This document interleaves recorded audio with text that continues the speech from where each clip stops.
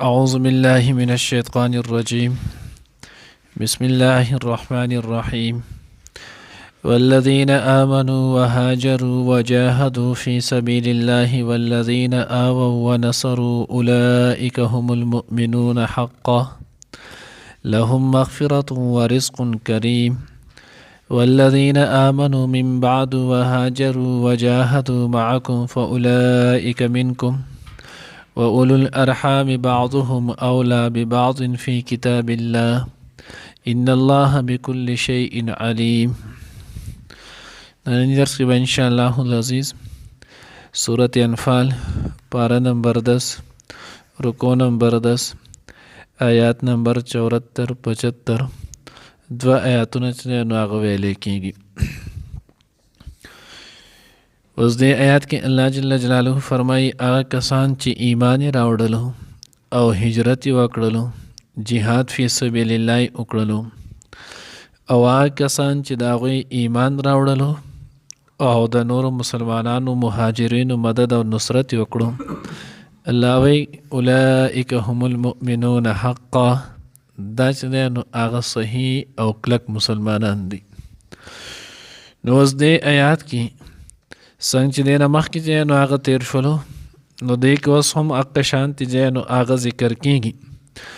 گویا چې دی نو هغه د بعضې کسانو په درجاتو کې چې نو هغه فرق وي خو نور په هغه ثواب کې چې دی نو هغه دوی یو شانتې هغه حکم کې راشي. نو گویا الله جل جلاله څلور قسمه چې دی نو هغه خلق بیان کړل. یو هغه کسان چې د هغوی ایمان راوړی او ایمان سره چې دی نو هغه هجرت هم کړی جهاد فی سبیل الله کې. دویم ډله هغه د هغې نه مراد مهاجرین دي. دویمه ډله هغه چې د هغوی ایمان راوړلو او د ایمان سره چې دی نو هغه د دغې مسلمانانو کم چې هجرت وکړو د هغوی له ځای ټکانه ورکړه د هغوی مدد او نصرت یې وکړلو نو دې نه مراد چې دی نو هغه انصار دي. دریم هغه کسان چې د هغوی ایمان راوړلو ولم یهاجرو او هجرت یې ونه کړلو لا دغه وخته پورې چې دی نو هغه هجرت یې نه و کړی. او څلورم هغه کسان چې د هغوی نه ایمان راوړو نه هجرت وکړو یعنی ایمان یې را نه وړلو کافرو. نو اوس الله جل جلاله وایي دا اولني دوه کسان اولنۍ دوه ډلې چې ایمان راوړو هجرت یې وکړو جهاد یې وکړلو هغه مهاجرین اولین. او دویم هغه کسان چې د هغوی ایمان راوړلو جهاد فی سبیل الله وکړلو او دغه مسلمانانو له ټکانه ورکړه د هغوی له ځای ورکړو د دوی مدد او نصرت یې وکړلو. الله وایي اولئک هم المؤمنون حقا دا چې دی نو هغه پاخه مسلمانان دي. دی دین اسلام لا په اول وخت کې د مشقت په وخت کې د تکلیف په وخت کې چې دی نو هغه دین اسلام له غاړه ورکړې ده نو د دوی په ایمان کې ذره برابر چې دی نو هغه تردد نشته. ولی دریمه چې کومه ډله وه چې ایمان یې راوړو او هجرت یې نه و کړی نو هغه کسانو په ایمان باندې شک چې دی نو هغه کېدلی شولو ځکه په هغه وخت کې ایمان سره چې دی نو هجرت هم فرض ولو او دی دغه فرض هجرت چې دی نو هغه نه و کړی نو بعضې کله ته په هغې کې داسې ول چې منافقت ورباندې هم ایمان نه وړو نو د هغوی په هغه وخت کې د هغوی په ایمان باندې شک چې دی نو هغه کېدی شو شبه پکې کېدی شوله.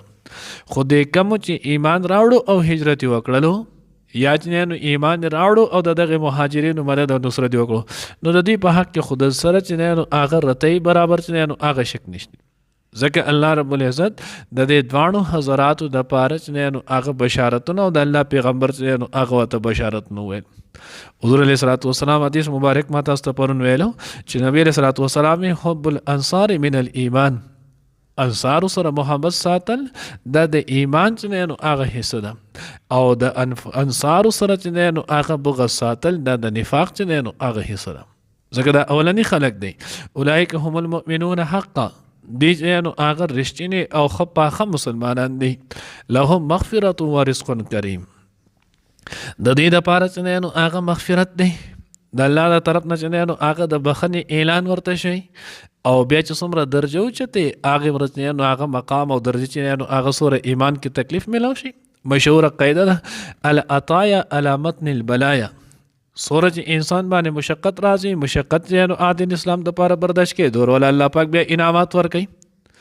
نو د هغه تحت باندې دوی په سخت وخت کې چې نو هغه هجرت وکړلو، د ایمان اظهار وکړلو، دل د انصارو په هغه سخت وخت کې دوی له چې نو هغه لاس ورکړلو، بیا دوی دواړه یو ځای شریک شول او په بدر کې چې نو هغه دغه کافرو له شکست او ماتې ورکړلو. الله د طرف نه چې نو هغه ورته اعلان چې نو هغه جاری شو، اعملوا ما شئتم. اهل بدر ته چې نو هغه صحیح مسلم ترمذی چې نو هغه روایتونه دي چې تاسو چې څه عمل هم کوئ، الله رب العزت تاسو ګناهونه چې نو هغه ټول معاف کړي دي.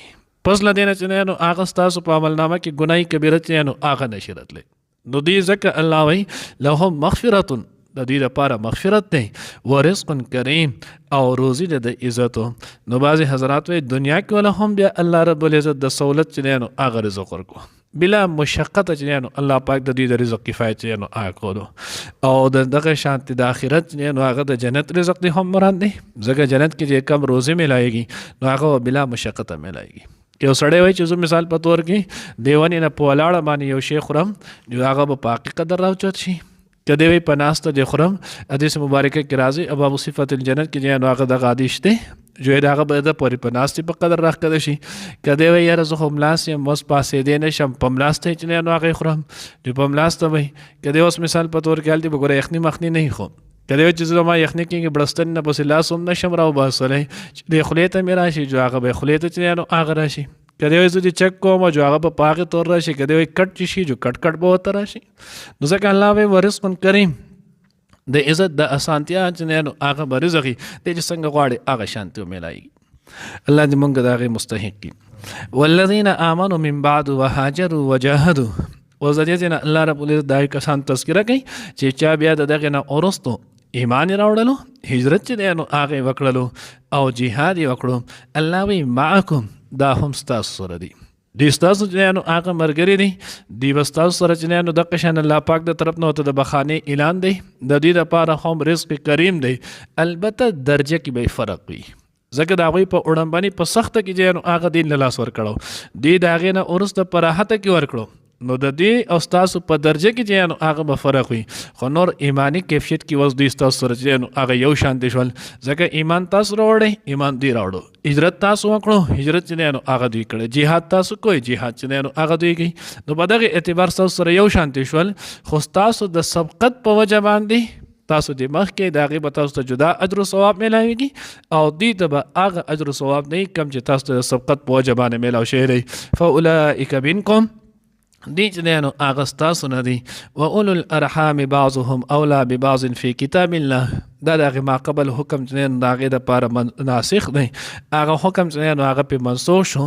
که خیال مې کړی پرون چې نو هغه درس کې مونږ ویلو، پرون کابل ورځو نو مونږ درس کې چې نو هغه ویلو پرون چې لاول چې نو هغه څه ولو میراث دا په مواخاتو باندې ولو، دا د میراث مواخات چې نو هغه ویلو پرون مونږ وی چې کم کسانو هجرت وکړو نو مدینه منوره کې چې کم مسلمانان انصار ول، الله پیغمبر دی د یو بل چې نو هغه وارثان جوړ کړل.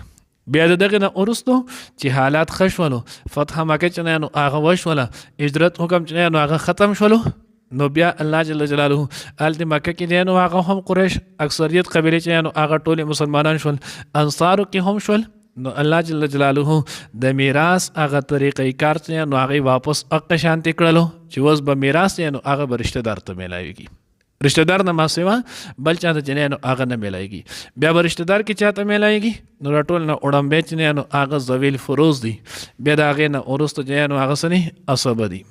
لاول مچ نو هغه کم کتاب الله کې چا حصے مقرر دي هغه کسان ته میلایږي. بیا د مړي چې کم سړی سوره نږدې نو بیا به هغه ته میلایږي.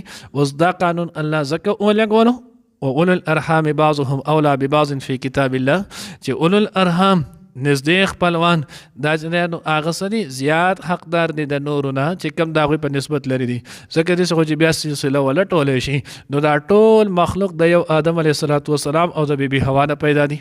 نو بیا دې ټولو ته د میراث رسول خو ګران کار دی. نو ځکه الله وی چې کم نږدې وي نو الاقرب فالاقرب قاعدې مطابق نږدې سره لري چې دی نو هغه به محرومه کیږي. لکه زوی دی او نوسی دی، نو چې زوی موجود وي نو نوسی ته چې دی نو هغه به میراث نه میلایږي. رور موجود وي نو وراره ته به میراث دی نو هغه نه میلایږي. رور موجود وي زوی موجود وي نو رور ته به چې دی نو هغه بیا میراث هغه نه میلایږي ځکه دا عصبه دي. نو دغه په دې آیات سره دغه ما قبل حکم چې دی نو هغه بیا څه شولو منسوخ شولو. ان الله بكل شيء علیم، بشک الله رب العزت په هر څیز باندې پوه دی. نو د الله د علم تقاضا ده چې نن بعد میراث دی نو هغه په څه شي دغه ترتیب چې دی نو هغه ورکړی شي. الله دې موږ ته صحیح پوه نصیب کړي. والذین کسان آمنو چې ایمان راوړو وهاجرو هجرت وکړلو وجاهدو او جهاد وکړلو فی سبیل الله د الله په لار کې. والذین کسان آوو چې ټکانې ورکړه زی ورکړو ونصرو او مدد وکړلو اولئک هم المؤمنون حقا، هم دا کسان مؤمنان دي رښتینی. لهم د دوی دپاره مغفرت بخنه د ورزق او روزي د رزق د کریم د عزتو. والذین کسان آمنو چې ایمان راوړو من بعد وروسته د دوی نه وهاجرو او هجرت وکړلو وجاهدو او جهاد وکړلو معکم ستاسو په ملګرتیا کې فاولئک منکم نو دوی له تاسو نه دي واولو الارحام او نږدې خپلوان بعضهم بعضې اولا هغه زیات حقدار دي ببعضین په بعضو باندې فی کتاب الله د الله په کتاب کې د الله د حکم مطابق. ان الله بشک الله پاک بكل شیء په هر یو شیز باندې علیم پوهه دی.